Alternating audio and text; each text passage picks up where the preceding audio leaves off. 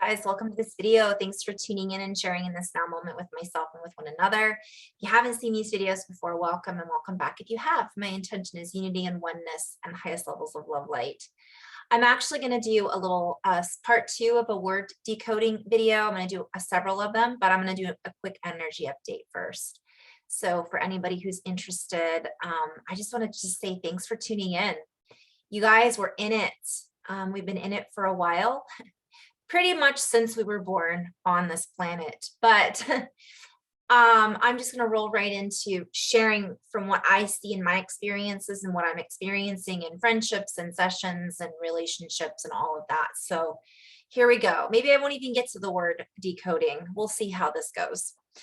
So the first thing I want to tap into is just when I have, let's say, 5 sessions, and 4 out of the 5 sessions all have a common theme or similar synchronicities, that's my cue to share with you guys and others who may or may not be watching these videos. It could be through whatever way that we come into communication and contact with one another, these synchronicities, because if it's happening for 4 out of 5 people, or if it's happening, 8 out of 10 sessions, it's probably happening a lot more than that.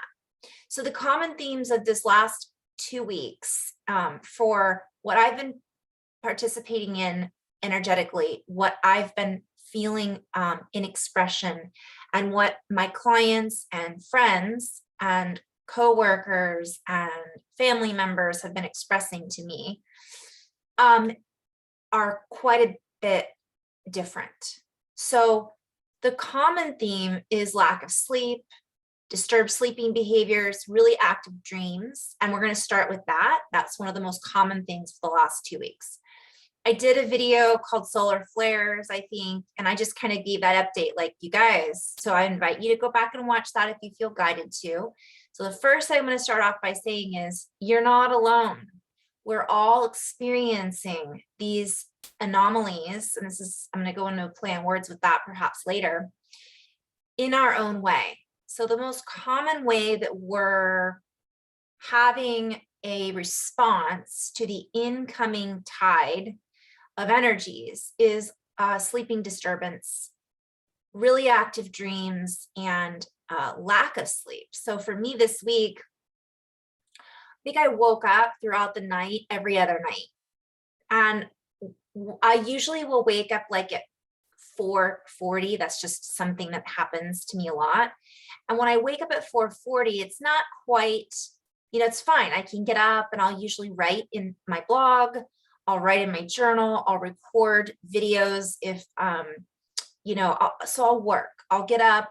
I might do some stretches because I feel like there's energy coming in. My body's just saying, wake up. However, when that happens at 1:30 in the morning and 2:30 in the morning, and we have a job or we have children or we have responsibilities that are dedicated to a 9 to 5 type energy, it can be very challenging. And I had more than half of my sessions this week, everybody was exhausted. Actually, I'd say 90%. They were all exhausted. And people have a tendency to look for something to blame that on. So I'm going to sit and blame that on the energies that are coming in. It isn't just about having had COVID. I'm not blaming that anymore for why I'm feeling the way that I'm feeling, but that can be, so I'm moving into the next synchronicity, a common theme as well. So many people have had it. So many people have it, don't know it. And it can make you tired. In addition to all of the energies coming in, you can have residual after effects of it. So if you're interested in watching that video, I did a whole video on core of it. I've done a couple videos on that. But it's okay. It's part of what we're all navigating through. What else was a common theme? So some of the things that I do as tools that I've used, I've talked about over and over again, but I'll just share briefly. I do sometimes take melatonin. I will sometimes drink nighttime, sleepy time tea to help me relax pre-bedtime. I will sometimes work with crystals. There's certain crystals that I really like to use, especially the darker colored ones before bed, and amethyst. They tend to be very grounding and soothing. I love rose quartz. Other things that I do, hot bath, hot Epsom salt bath. If you have a hot tub, get in the hot tub. If you have a sauna, get in the sauna. If you have an infrared, one of those blankets, get underneath that, sweat it out, because our bodies have a tendency at like 2 or 3 in the morning, I think it is, our livers will go through a detox. So some of us are detoxifying from possible illnesses, possible things we've injected into our body, possible toxins that we've been holding on to, and that can be physical, emotional, and so on and so forth. It doesn't always have to be physical, that we're in the process of waking up in the morning because we haven't detoxed our thoughts. We haven't cleared out our day. But that is as above, so below, as within, so without. So if it's going on in the body or it's going on in the mind, it's really kind of waking us up right now and saying, pay attention to this. We're not in a place from one perspective that we can ignore these things anymore. We're really being invited not to ignore them and to address whatever it is that we haven't dealt with. Taking responsibility for our own body, taking responsibility for our own thoughts. However, I would like to expand a little bit on that, because everything is connected, and there is a collective frequency and energy that we are all connecting and tuning into. And as we tune in and connect with this frequency, what it can hold is a collective purge and cleansing as well. So some of us are very empathic. We can all be empathic. One of my favorite teachers said this, and it always stuck with me, and this is Andrew Bartzis. He had said years ago, everybody can be an empath, but it takes work to be, now I've already forgotten it, but it stuck with me so long that I've forgotten it. It was a long time ago that I heard it, but essentially what he was saying in my own words is, we can be psychic, but it takes work sometimes to train ourselves. So an empath feels everything, right? We're tuning in. We feel this person's pain or sadness. We feel a collective energy. We're feeling the downloads from the sun. We're feeling the uploads from the earth. We're really tuned into all of that, but it takes work and practice to sometimes move out of being just an empath to everything and fine-tuning it. Does that make sense? And that really stuck with me because it helped me start to recognize that I didn't need to take on other people's energy. That wasn't something that is necessary for us to do.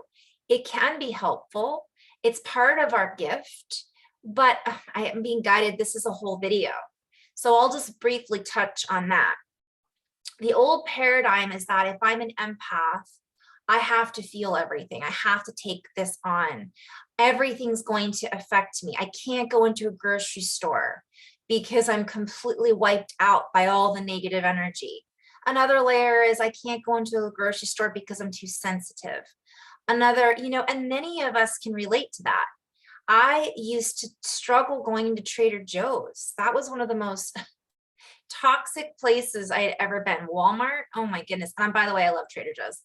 I go there now and I don't have a problem, but I'm going to talk about this in certain layers. So maybe that's where I needed to go with this. How do I manage my empath abilities, my empathic nature?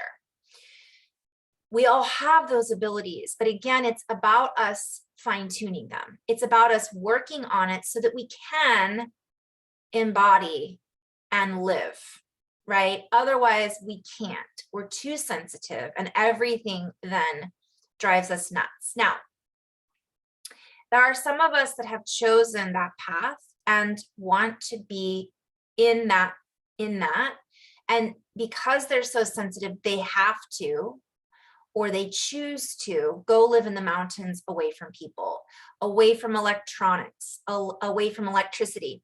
Some people are sensitive to electronics, but they're not sensitive to people and their energy. So you guys, I can go into so many different layers here. Other people are super sensitive to other people, but don't feel anything about electronics or Mother Nature. Some people are super sensitive to Mother Nature, but don't really have any sensitivities to being around people. And for some empaths, which I'm putting into a box, calling us an empath, it's everything. We can't be around any of it. So I guess what I'm being guided to share or talk about, since so much this has been coming up in session so much, is it takes work. It takes practice. For myself, and if we're having Kundalini activations amidst all of this, it can even be more heightened and stronger. So there was a period of time where I couldn't be around people, yet I had to be. So it was very challenging. There was a stage that I went through where everything, and the lights would bother me. I would be hearing sounds. I would go into a grocery store where there was a lot of negative energy and it would be palpable and I didn't want to be around it. I would then be so, what's the right word, triggered by it or open to it, that I would literally take it home with me. And then I would end up having disturbances in my sleep because I was allowing myself to attach to, or allowing these other energies to attach to me.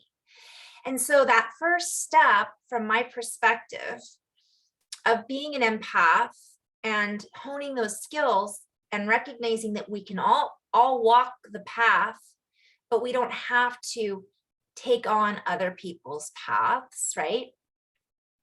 Energies, electricity, shadows, belief system, whatever it might be, is boundaries, is creating and acknowledging that's where we're at. We might need to take a week off work if we're having a spontaneous Kundalini activation. We may have to take a day to sleep all day because we're having these disturbances at night. Whatever we need to do to balance and harmonize ourselves is what we're being asked to do right now. So for me, I lost it a little bit. I was all over the place. Light language was coming online. My healing abilities were coming online. I was having clairvoyance and clairaudience and hearing and seeing, and I had trouble differentiating what was mine and what was someone else's. And I was an empath in all ways, which is very overwhelming at times. And a lot of you guys, I'm getting goosebumps, you guys, are going through this right now. And there's a lot of people who are going through this right now that don't know that they're going through it. So for some, it's turning, their clairvoyance is turning on. For some, they're starting to hear their ancestors talk to them. For others, they're starting to feel everything, right? They don't know what it is they're feeling. So I'm being guided to share this because if we're going through this and we consider ourselves awake and aware, imagine somebody else who doesn't have a clue. So it's really important for us to honor ourselves and to be patient with one another because they might be going through that and they don't know what's happening. Kind of went off onto several tangents there. So I wanted to just kind of share, some people are really proud of being an empath. And we're being invited to look at that from a different angle and from a different perspective. Being an empath is a valuable tool. It's beautiful.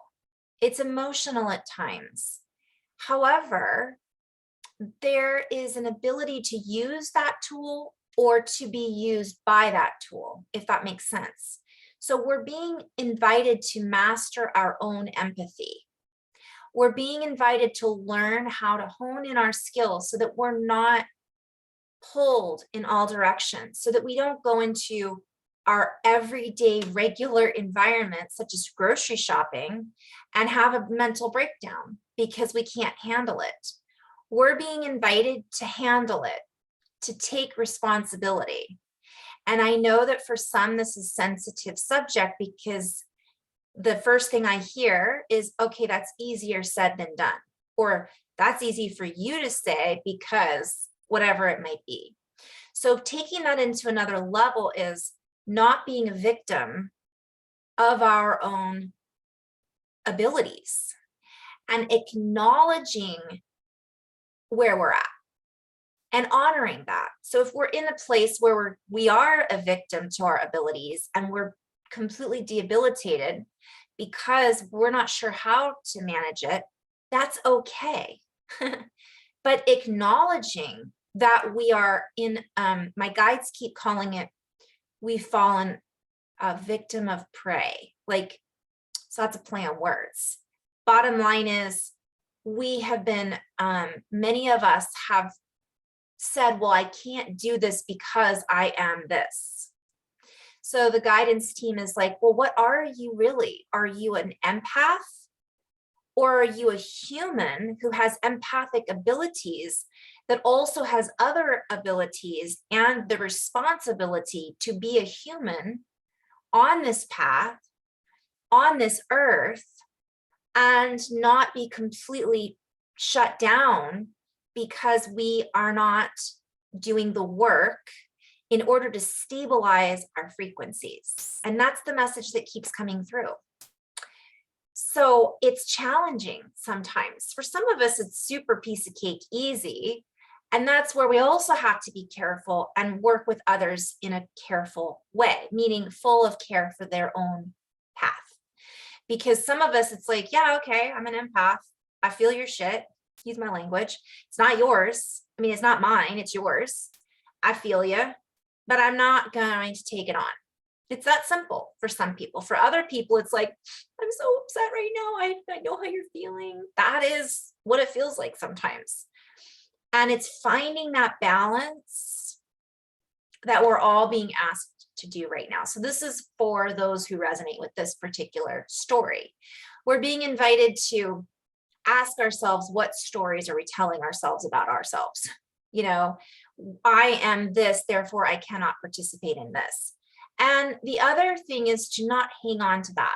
So for some people who've really been harnessed to the idea of being an empath, it's hard for them to let go of that and recognize there's more. That's just one path to the many paths that lead us back to the oneness that we are. There's more than just that. And what do we do with it?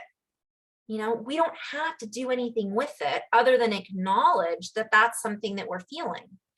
And then once we acknowledge it, then we're taking the power back and acknowledge and then choose not to give our power away by getting sucked into everybody else's energies. So there are certain layers to this. Some days are easier than others, and maybe we know that that's not the day to go to the grocery store. That's taking our power back.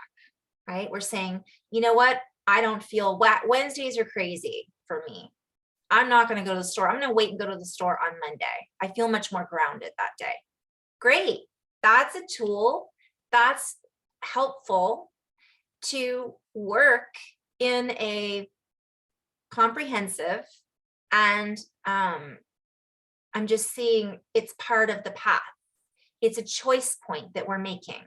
So we're choosing not to participate and to be incapacitated by our gifts and abilities, or we're recognizing where we're at and then making choices from there. And as we make that choice to expand, because everything I keep writing about is expansion, expansion, expansion. So again, some of the gifts that we have, we think that we get tunnel vision about them.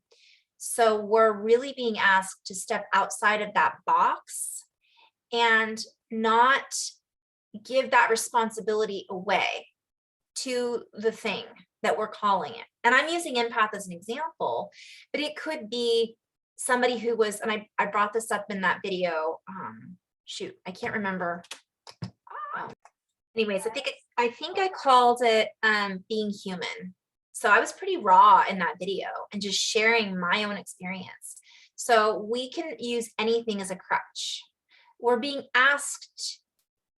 invited to ask ourselves, what am I?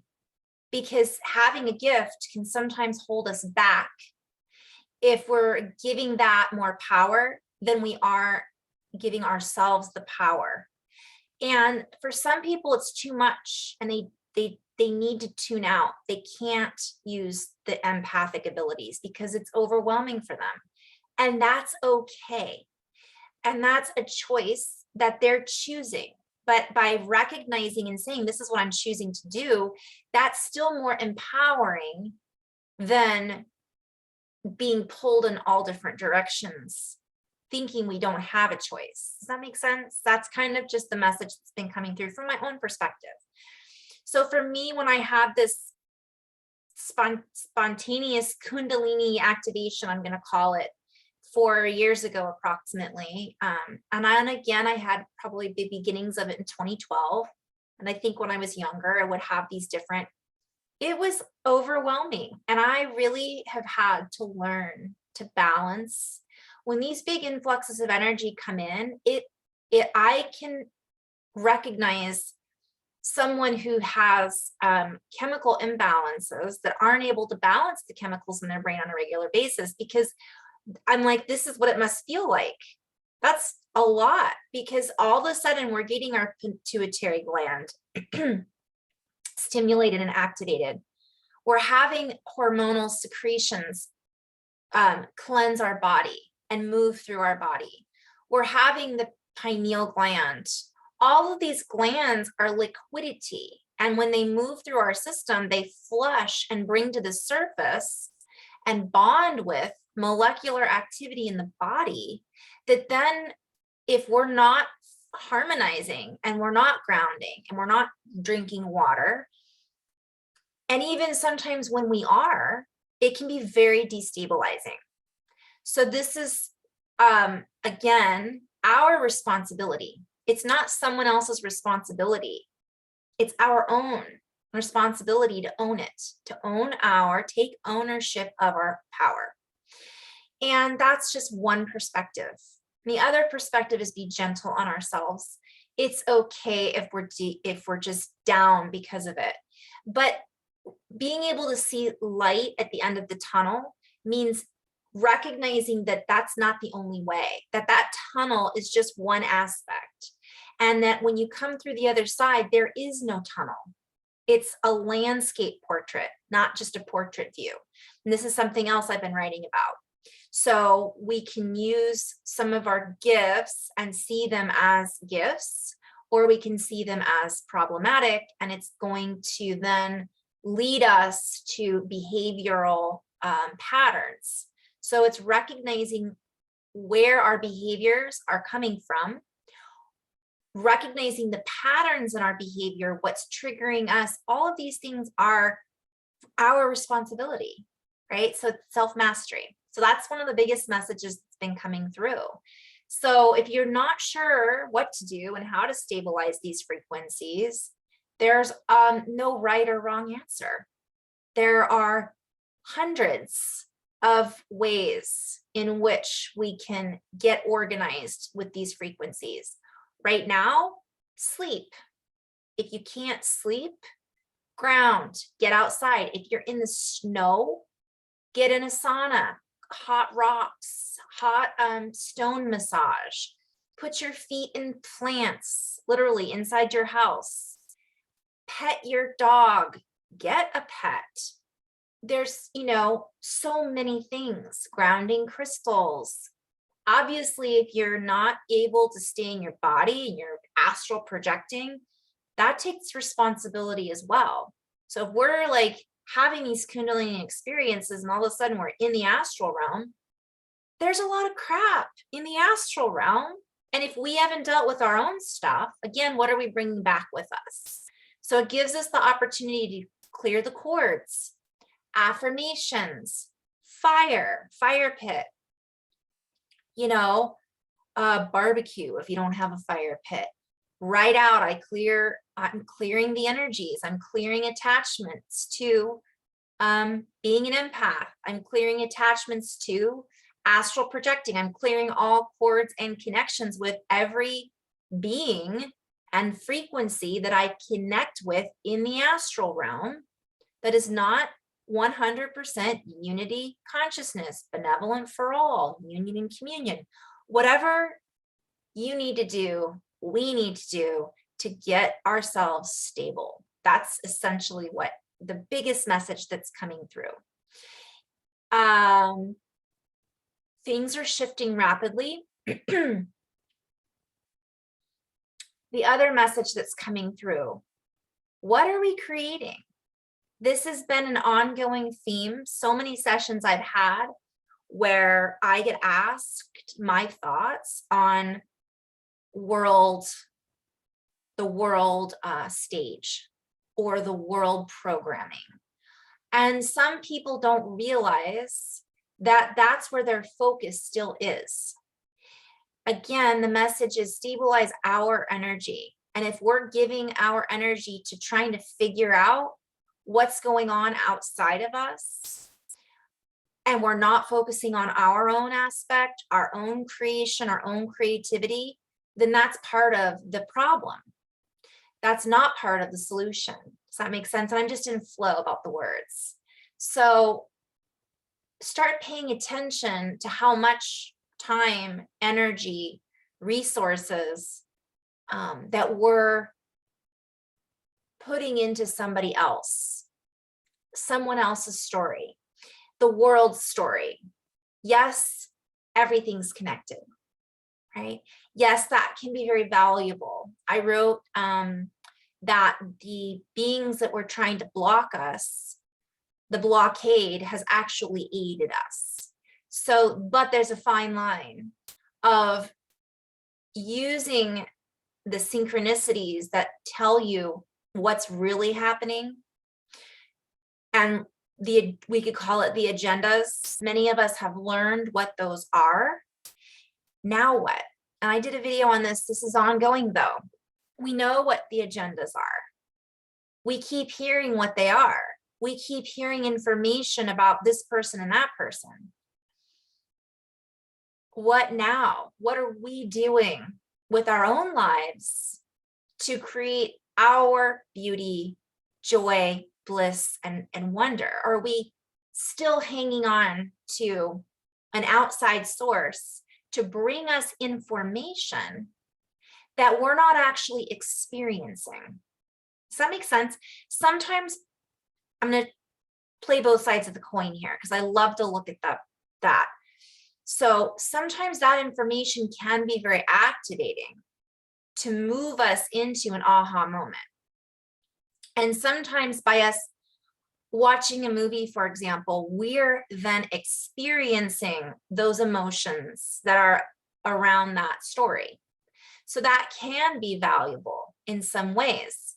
So if we hear a news report and we feel emotion because of the news report and we feel inspired, that's fine. When we feel sad, that's all very helpful. But if that's all we're focusing on in order to experience life, there is a major missing element there. And it's essentially our missing element. We are not then experiencing life as an elemental being through the elements. We are doing it through an artificial or outside source. Does that make sense? And again, that's not bad. However, it can be, I'm hearing unpotentialized. So it can really take our attention off the bigger picture, even though we think that gives us an idea of what's going on in the bigger picture. The bigger picture is here because this is our projector. This is our lens as a director. This is our computation analytical equipment that helps us to compute and analyze through our vision, through our sight, our sound, our feeling, our touch, what's real and what isn't. I have a client, and this is kind of a funny side story, and I really enjoy this person. I enjoy people that make me think and ask. I mean, I just enjoy asking questions. And this client and I agree to disagree on a few things. We agree on some things, we disagree on others, we agree to disagree.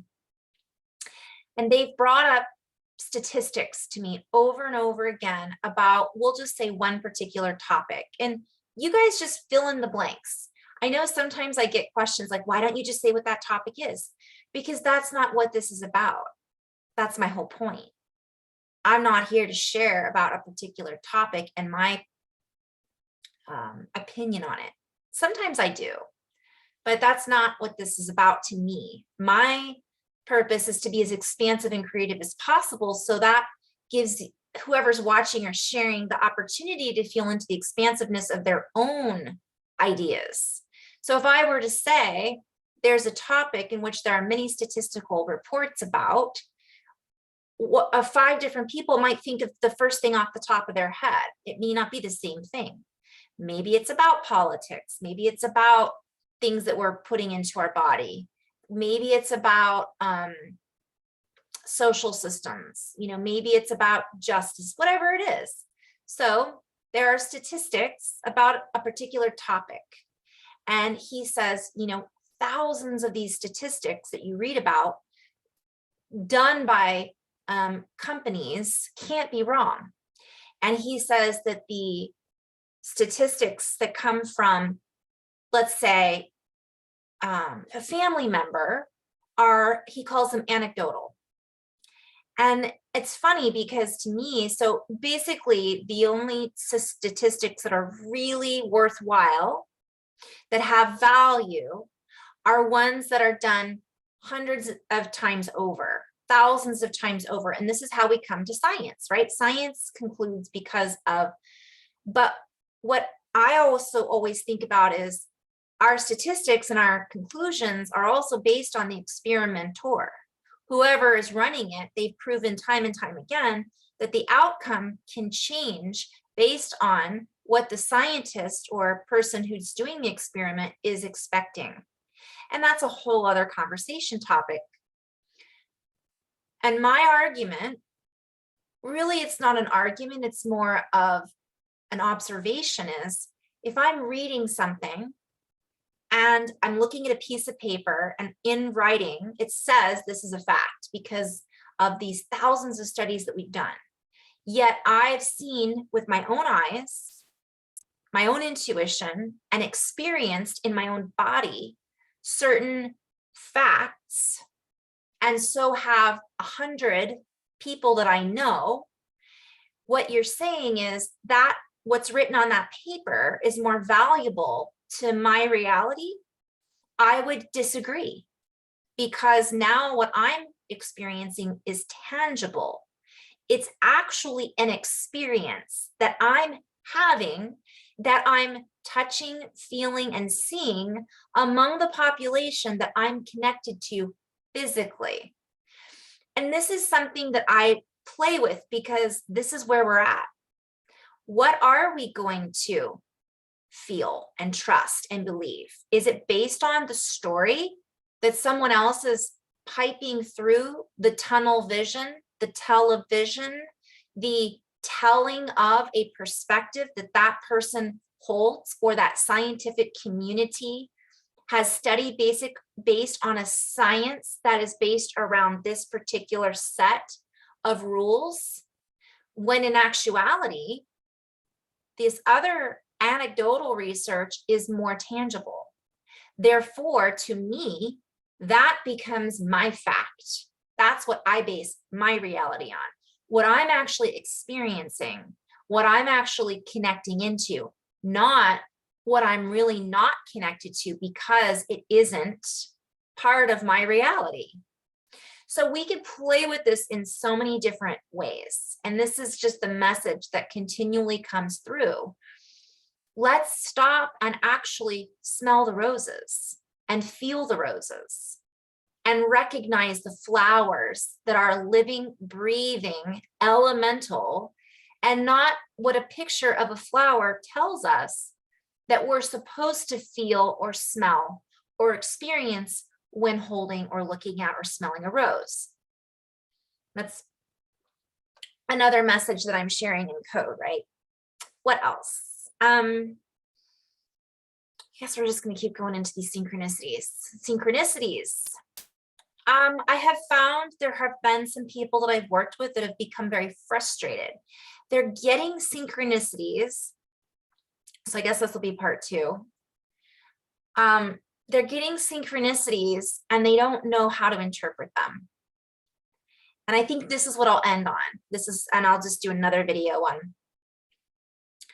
So the biggest maybe helpful thing that I would like to share around that topic is that it's important to just have fun with it and to play with the synchronicities.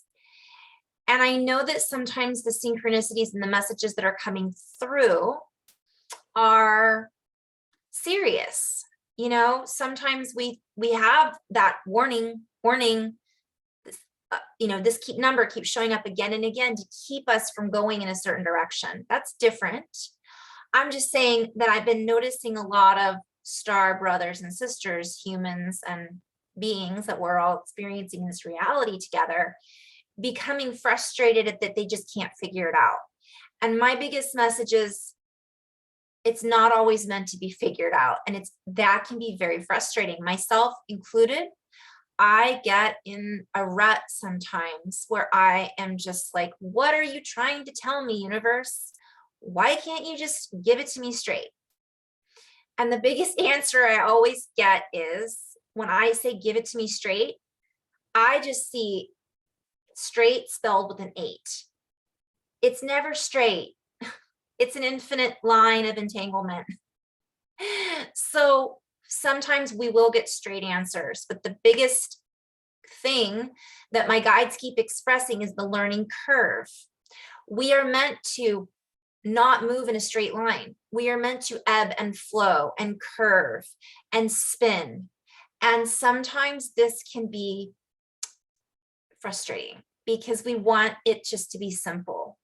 And the funniest thing is that is the simplest way, is to just play. And that then simplifies PHI, right? Our bliss. It simplifies how we interact with our synchronicities. And all of a sudden, the synchronicities can be more than just one thing. So for me, I'm going to use the rose as an example. And I'm going to use an example of when I'm tuning into somebody who's passed on to the other side. I will be given symbols from this particular person, but it's also when I work with in session, let's say I'm working with a person and I'm tuning into their higher self because the person I'm working with can't seem to tune into them, or wants validation about messages they've been receiving, or wants a different perspective about the messages they've been receiving, or doesn't know if they are receiving messages. I could go on and on and on. Whatever the reason is, I'm tuning into that person's higher self, guide, or angel, or perhaps a past version of them, whatever it is that's most beneficial for that client at the time. It's different every time. I will get symbolism, symbols that sometimes that guide will show me. Oftentimes guides will laugh at me because I'm so serious and they're just like, oh my God. And I have to then lighten up and loosen up and realize that the message is multidimensional. So the more we can play with these synchronicities and codes and not take them so seriously, the more we will get out of them, is the biggest message about that. I will share, I use animal cards, animal books. I use tarot cards. I don't just look at the book and what it means. I then create my own meanings. Just like if you have a dream and you're interpreting it, what a rose represents in your dream may be something completely different in my dream. So I had a client I was working with, a beautiful person who lost a loved one. And in the vision, the loved one was handing her roses, a particular color of a rose. That had a meaning for her. Sometimes I will see birds. Sometimes, I'm just using this as an example. For me, a rose means something completely different.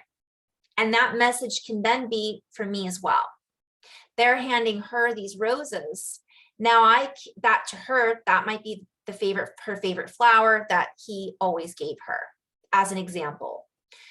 For me, it might represent, this is a gift, open, the rose is a centripetal force, get into the heart, stop and smell the roses. Red can represent security, the root, It can also represent, in a shape of a rose, a heart. It can represent utilizing your senses, all coming from that one flower. It can mean so many different things. So learning how, goes back to what I said in the beginning of the video, and I'm going to end on this note. Being an empath, being intuitive, using psychic abilities, using telepathy, connecting into whatever it might be, being a medium, being a tarot card reader, being a Reiki healer, being an inflow chef, being a dancer, whatever it is, a scientist that tunes into the frequency of the universe, an astrologer, it's still all based on learning how to interpret, using the symbolism based on our own codes in our own reality and our own DNA, in our own memory. And we then share those ways of what they might mean. And that expands our experience, for one. Therefore, I'm not just going to tell you, for example, what this means. I think it's a little bit like the shamans that taught through storytelling. You know, when you hear a story, you're hearing the words, you're hearing the way that it's told, but you're visualizing as the story's being told. And as you have a vision, you attach that vision to your own memories. Therefore, it attaches a certain response that another person listening to the same story may not have at all. That's an example. I'm sure there's a scientific word for that, but so it goes back to self-mastery. We are the ones that need to take responsibility to learn how to communicate with our bodies, with the universe, and use these with our highest level of responsibility. So but we can all help each other, right? So if you don't know how to do it, you can learn, is what I'm trying to share. If you are an empath and you can't manage your energy, you can learn. There are ways of doing it. So we're being invited to share in this, to help one another, and also to step up to the plate of our own responsibility. It's not about us managing someone else's frequency. We got to start with us. And learning how to interpret things is part of it. Getting a dream book and looking at the symbolism. For me, if I dream about, there's the whole idea about Freud and Carl Jung. Is it Jung or Jung? My point is, they had their own way, and they would say, well, if you dream about this, it's a representation of a symbol that means this. No. Yes. Absolutely not. It just depends. What means something to me may mean something completely different to someone else. But the cool thing is now that I've suggested that meaning, that might then become something down the road. So if I say all those things about roses to my client, she might then see roses everywhere she goes. And then that becomes a reminder to go into the heart. It becomes a reminder of her partner. It becomes a reminder of beauty. It isn't just about the person that's passed away. It becomes much more than that. Not to say that that's not the most important thing to her right now, of course, the loved one. But what I'm sharing is that there's many other layers that our loved ones offer us through symbolism, that our guides offer us through symbolism, that the universe gives us through symbolism. So it's our responsibility to learn how to decode it. So going back into, there's a lot of people that are at that point, they're like frustrated because they don't get it, but it's okay. We can learn. And part of that is just by playing with it. We're not going to get it every time. We're not going to get it right every time. And there's not always a right answer. Sometimes it's just about being open so that more does come in. And then eventually something makes sense to us, where someone like myself or another healer or light worker might point something out. And then you go, oh, I never thought about that before. Or, oh yeah, I've been seeing roses too. And this is a different idea about what that could symbolize. All right, so much to go into. I hope somebody found that helpful. And you guys, the energies are so massive and shifting so much constantly that we're just, the more playful we are, and the more we can kind of recover, give ourselves some wiggle room, not be so hard on ourselves and each other, the easier this transition or phase that we're in will be. So in love and light, guys. Namaste.